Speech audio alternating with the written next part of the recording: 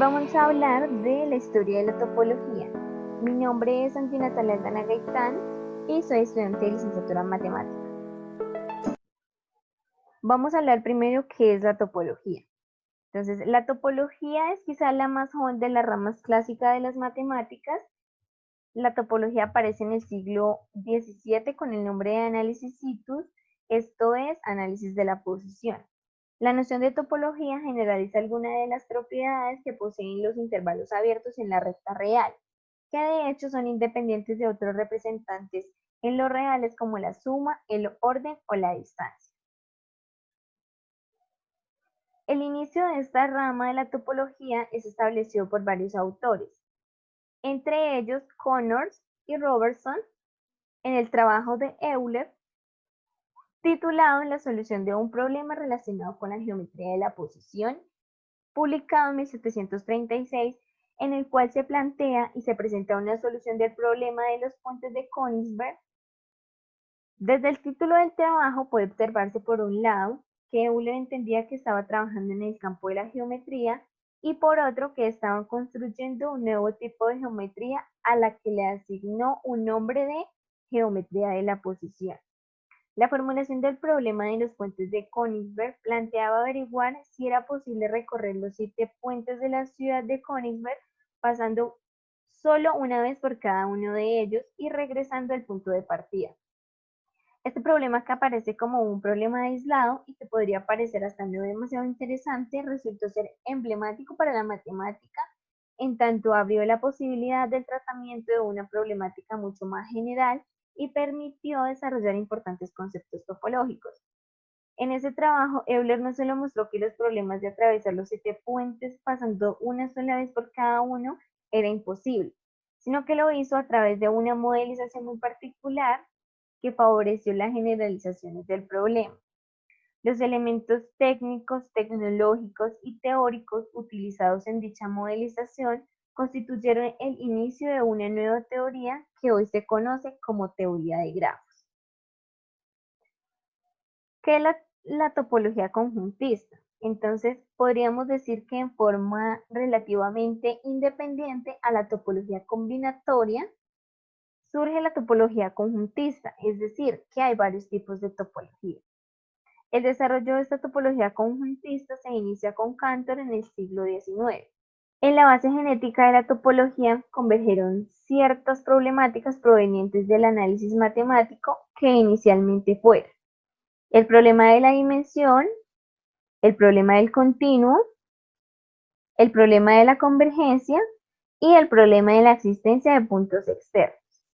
Vamos a hablar de cada uno de ellos. El problema de la dimensión.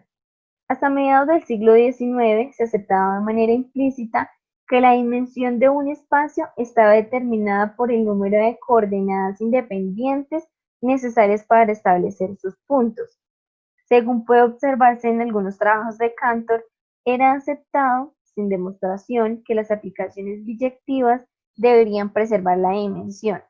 Las dudas al respecto se ponen de manifiesto en una carta que Cantor envía a Dedekind en 1874, donde se plantea la necesidad de analizar esto y propone, probablemente con la idea de arribar a algo absurdo, establecer una correspondencia biunívoca entre una superficie y una línea recta. Dedekind responde manifestando su incredulidad al respecto y dice: es evidente que dos variables independientes no pueden reducirse a una. El número de dimensiones de una variedad continua es ahora igual que antes el primer y principal invariante de una variedad. En 1879, Cantor escribe a Dedekind que cree haber encontrado una solución al problema de la invariancia de la dimensión, pero una vez más las demostraciones tuvieron que ser modificadas. Sin embargo, de gran utilidad fueron estas demostraciones, ya que en ellas aparecen importantes conceptualizaciones topológicas, como la definición que hoy se conoce como la curva de Jordan, y resultados como por ejemplo una versión generalizada del teorema del valor intermedio. También se puede decir que llevó 33 años conseguir la demostración definitiva del teorema de la dimensión y estuvo a cargo de Brouwer en 1911. Vamos a hablar del segundo problema y es el problema del continuo. El concepto de continuo, la matemática lo hereda de la física y se plantea cómo modelizar este concepto físico en el siglo XVII con Isaac Newton. Aún en el siglo XVIII, Alembert en un artículo habla de la siguiente manera, y cito: si imaginamos que un punto se desplaza, trazará una línea. Una línea que se desplaza engendraría una superficie y así sucesivamente. Posteriormente, Baumgarten comienza a separar la noción de continuo con la de movimiento. Define continuo de la siguiente manera: una serie de puntos con puntos intermedios que da lugar a una línea y son continuos. Análogamente, una superficie es una serie continua de líneas y un cuerpo sólido una serie continua de superficies. De todas maneras, la noción de continuo continuó siendo vaga e imprecisa hasta comienzos del siglo XIX, en que Bolzano propone dar un tratamiento riguroso al tema. Bolzano mantuvo cierta dualidad respecto a quien correspondía el tratamiento del continuo. Por un lado, sostuvo que los conceptos físicos del flujo o movimientos eran ajenos a la geometría, dado que ésta permitiría representar lo estático, no lo dinámico como lo requería la teoría del flujo. Y por otro, esta teoría requería basarse en la teoría del espacio para su descripción, es decir, en la geometría. Para eso comienza defendiendo en forma precisa línea, superficie y cuerpo sólido.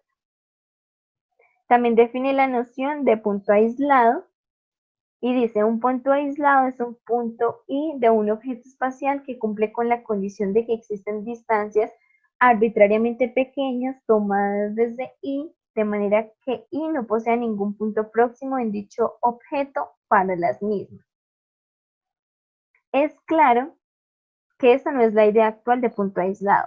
Esta noción le permite definir el continuo como un objeto espacial que no posee puntos aislados. Este es el primer intento conocido de describir el continuo sin hacer uso de las nociones externas a la matemática. Las deficiencias son observadas por un lado por el mismo Bolzano y por otro por Cantor en 1883. Si bien lo que hoy se entiende por punto aislado no es lo que definió Bolzano, mantiene una relación. Todo punto aislado en el sentido actual es un punto aislado bolzano. Define también el espacio aritmético de n dimensiones Gn y llama a todo conjunto de puntos P de Gn un conjunto aritmético. De allí que luego se va a llamar la definición aritmética del continuo. También se introduce la noción de punto de acumulación. Esta definición generaliza la idea de convergencia al definir la noción de punto límite separado de la idea de sucesión, y la idea de convergencia ahora encuentra un campo más amplio. Surgen otras nociones que van a conformar el núcleo de la topología, como por ejemplo la de conjunto conexo, la de conjunto cerrado, la de conjunto denso, las cuales permiten definir un conjunto perfecto como el que es simultáneamente cerrado y denso. El tercer problema es el problema de la convergencia. Entonces, ligado al problema del continuo, surge el problema de la convergencia. Este problema puede decirse que se inicia con Bolzano en 1817, quien busca ampliar la noción de convergencia en sucesiones. En términos actuales, se trata de definir al continuo como aquel conjunto que coincide con todos los puntos de acumulación. En ella se aborda como el concepto clave de la convergencia, ampliando así la noción del límite de sucesiones a la del límite de un conjunto. El cuarto problema es el problema de la existencia de puntos externos. Era ampliamente conocido el resultado que asevera que sobre un intervalo cerrado y acotado es posible garantizar la existencia de un máximo o de un mínimo para cualquier función continua. En el trabajo en espacio de funciones se busca cómo generalizar estos resultados. buscando las condiciones de los intervalos cerrados y acotados, que fueron generalizables a los espacios en general y resultarán suficientes para garantizar la existencia de extremos. La palabra compacto puede designar un concepto matemático y aparece por primera vez en 1904 mencionado por Frechet en su trabajo Generalización de un teorema de Weierstrass. El problema es entonces caracterizar a los subconjuntos de C sub 0 sobre los cuales se puede garantizar la existencia de puntos máximos y de mínimos para funciones continuas definidas en C sub 0. Esto lleva a la compacidad